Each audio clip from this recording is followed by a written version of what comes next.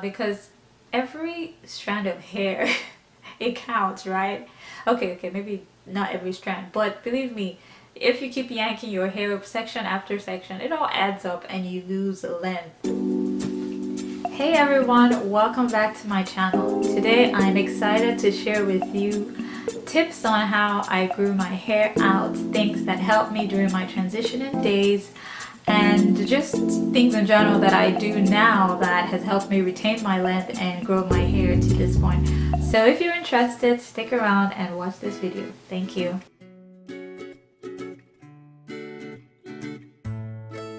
So my first point is to minimize or avoid using heat on your hair in general. Now I know it's pretty difficult not to use heat on your hair, but it helps to minimize it. Now since while I was transitioning, like the first year, I knew nothing about taking care of your natural hair and all that. So I was flat ironing my hair every 2 weeks, every month. And let me tell you something, I didn't see hair growth like I expected to see or any real difference in my hair because I wasn't taking care of my hair. I didn't know how to take care of my natural hair. I was so scared of the detangling process, so all I did was flat iron my hair. But currently I flat iron my hair once every 4 months or once every 3 to 4 months, and that has helped me tremendously.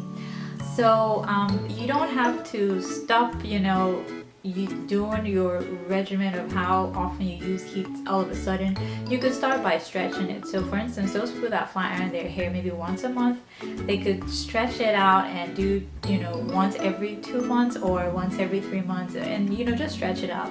Some other options you could try is, if you want stretched out hair, you could blow dry your hair instead of applying direct heat through flat ironing. You can use the tension method. I have a video on the tension method. Instead of high heat, you could use medium heat or just cool air. And other methods you could use is you could roller set your hair and go under the dryer, or just sleep over night with it. Yeah, I know it's not fun to sleep overnight with roller set, but or you could do it in the morning and then maybe in the evening it's dried or something like that. Other methods you could use is to try banding your hair, or if you want curls, instead of using a curling iron, why don't you just do bantu knot outs, do flexi rod sets, perm rod sets, or roller sets. There's so many other ways you could get stretched hair.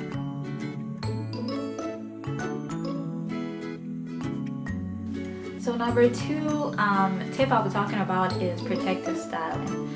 Now I know it's nice to have your hair out, let it blow in the wind and all that good stuff. But it also helps to put your hair in protective styles like braids, updos, anything in general that would help protect your ends, because really that's where we retain our length. Yes, of course, our hair grows from the roots, but our ends is how we really maintain our length and grow our hair.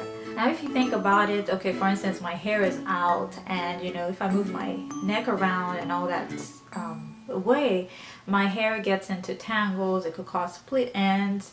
It could also get snagged on my dress or anything like that. So it helps to protect your ends, do protective styling every now and then. My hair is mostly in protective styles compared to leaving it out. Now another thing I forgot to mention about protective styling is wigs can help you grow your hair a lot. Now I know some people like sew-ins. For me in general, I prefer wigs to sew-in because I can easily manipulate my hair under my my wig. I could just take it out and do whatever I want to do, put it back in, compared to sew-in. So during my transition days, that was like my 2nd year, I wore a lot of wigs, and let me tell you, it helped my hair grow.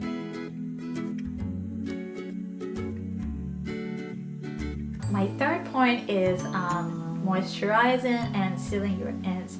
As you all know, natural hair loves, well, most people with natural hair loves moisture and needs moisture, if not all natural hair types.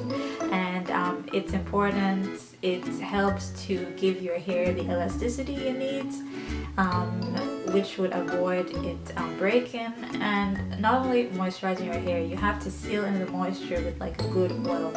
So for moisturizing products, you could use whatever natural products, or I guess even if not natural, and anything that's water based would be great as a moisturizing product. And you can now seal with any oil that is preferred. I seal with coconut oil a lot of times, or sometimes I seal with heavier oils because my hair is really very porous and my hair is coarse, so heavy oils help me tame it. I use a lot of Shea moisture product, as y'all know for those that follow me. I use their raw shea butter restorative conditioner. Now this is a conditioner, but it could also be used as a leave-in conditioner. It's pretty thick, but what I do is I mix it up with water, and then that works as my leave-in moisturizing conditioner. In general, I mostly use my organic coconut oil to seal in. Another thing that has helped me or helped me while I was transitioning is doing the greenhouse effect. So what I used to do while I was transitioning, I wore a lot of wigs. So what I'll do is braid my hair, and then I would moisturize my hair.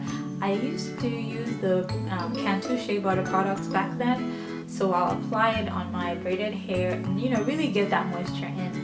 And I'll cover it with a shower cap and then put my wig cap on and then put my wig on. Now I know some of y'all will be like, oh my gosh, that's horrible, or that will be mushy inside. Yes, it's true, it was kind of wet, mushy in there, but if you don't mind that, believe me, that would really help your hair out. I did that in the second year while I was transitioning, and maybe I did for about 4 months on and off, and let me tell you, my hair grew so much in that time period. My hair just loved that moisture that was locked in, and at night I can redo it, or every other day I can redo it and everything, and it helped my hair tremendously.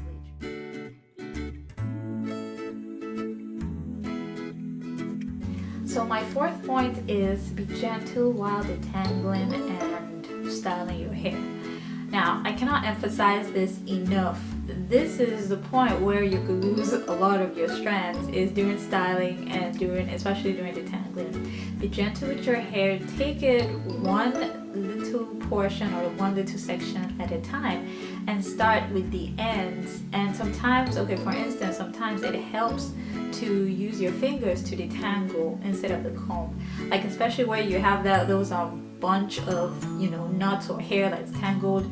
The comb, if you use your comb through it, your comb might get stuck and cause more tangles. So it helps to just gently take your hair and tease it from the bottom and then go to the top, and you could separate it gently with your fingers before you now go through with the comb. Take your time, and believe me, if you are tired, I would say it's best you get to a stopping point and then continue later in a few hours or the next day, depending on your schedule.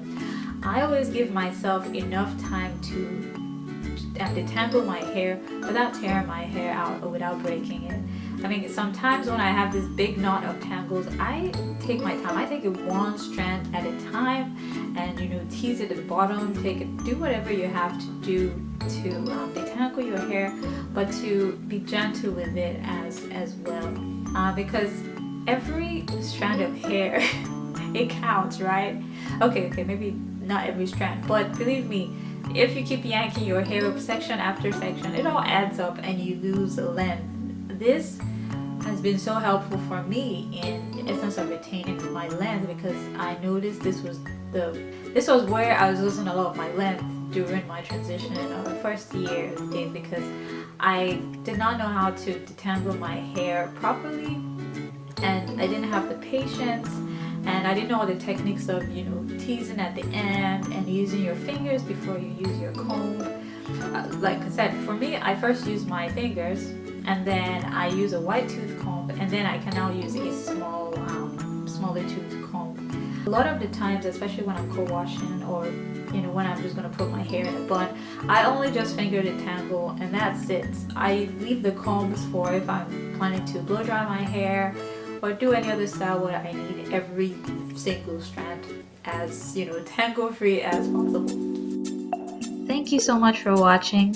So this is the first part of this video. I will be uploading the second part of this video in a few days. When I first recorded it, it seemed fine. I recorded it in sections, but when I combined everything together, it was like almost 30 minutes long. So I just didn't want to upload a very long video for you guys, and that's why I'm going to have a part 1 and a part 2. I hope these tips were helpful to you, so please look out for the second part, and thank you so much for watching.